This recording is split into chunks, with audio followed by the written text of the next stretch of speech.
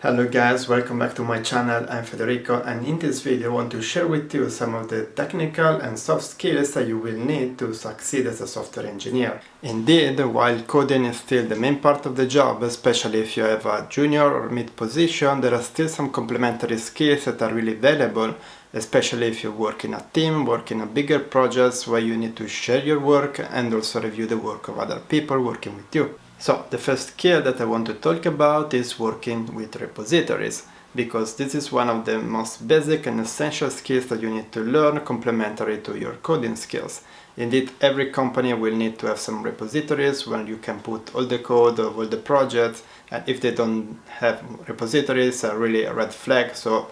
go out of that company immediately. I would also suggest to use repositories for your own personal projects, because even if you're working alone, having a repository is not just a way to store the code, but it's also a way to have a revision of the code. So if you have some mistakes, if you fuck up the code, at least you have a way to revert back to the previous commit where everything was working, and as well it's much easier to review what was changed. So if you don't know anything about it, I will suggest to start learning about Git, what are the main concepts, what are the main commands, like how you make a commit, how you make a pull request, how you can create a branch, all of these basic features that you will need to learn, because it is really an important skill, and the sooner you start working with it, the sooner you will get comfortable using it and become easier to work around Git. The next skill that I want to talk about is about testing your code, because this is something that is often neglected. There are many excuses to it, like we don't have time to write tests. As soon as the code is working, you test it manually and okay, you can ship it and it's working. But especially if you're working in a big project where every time you touch some line of code, you can impact many other features,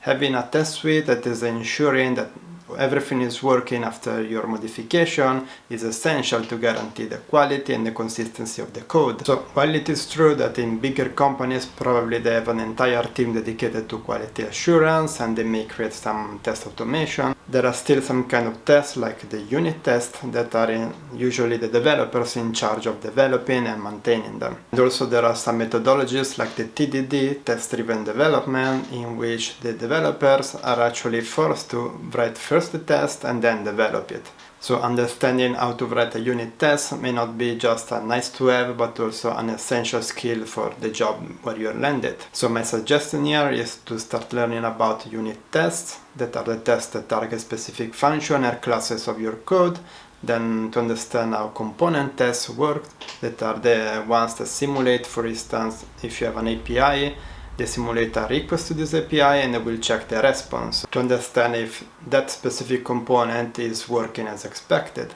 Then the last one is the end-to-end test, that is a test that is more generic and passes through all the components of your application. For instance, it could be a front-end test where you have an entire flow that is tested and not just one specific feature. Let's move now to the next skill, that is analyzing requirements and designing solutions. Indeed, when you're starting to have more experience and you can be considered a mid or senior level, most probably you will start to have less time working on the code and more time doing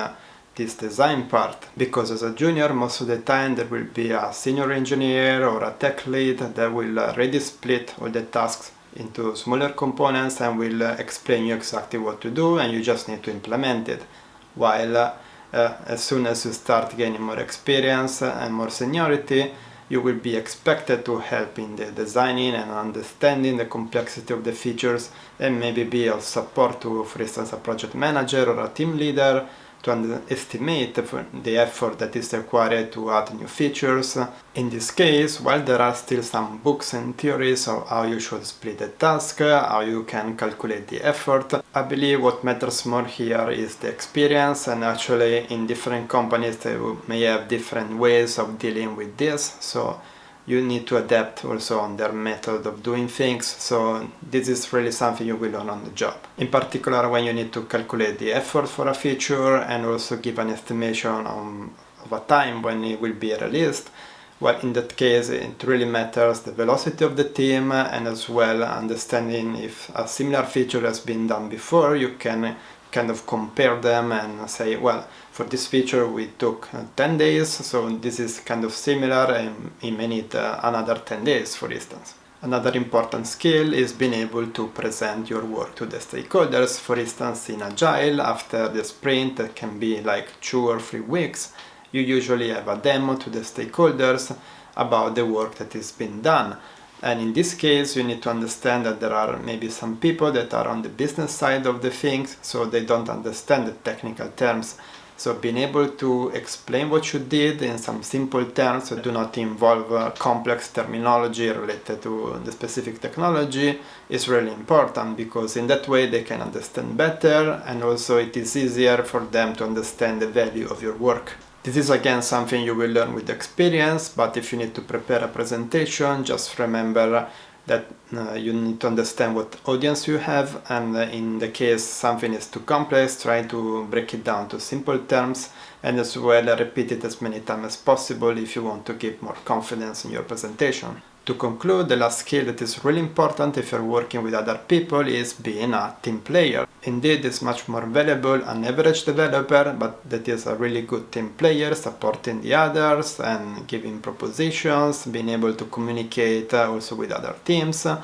respect to a superstar developer that is an ass just doing his job and not helping any other people in the team. So my suggestion is to be more proactive. So if you finish your task, just go and take a new one or ask for more. If you see people that are in difficulties doing their own tasks, just go there and help them. If you find some improvement that can be done to the code or some bug to be fixed, you don't need to do it right away, but you can just put it in the backlog and say, hey, it would be better if we fix this and if we improve that. So at least they can see that you really put in effort inside the work. And this is something that is really appreciated, not just by your team members, but also by management. So this is a good way if you want to fast track your career and be seen, because this is something that is really expected from a more senior position on the job. So I hope that all of these suggestions were helpful and valuable for you, and if that is the case, make sure to subscribe, because many more videos like this are coming, and as well check out all my other videos that I already put about all of this topic. So thank you guys for watching, and see you in the next video.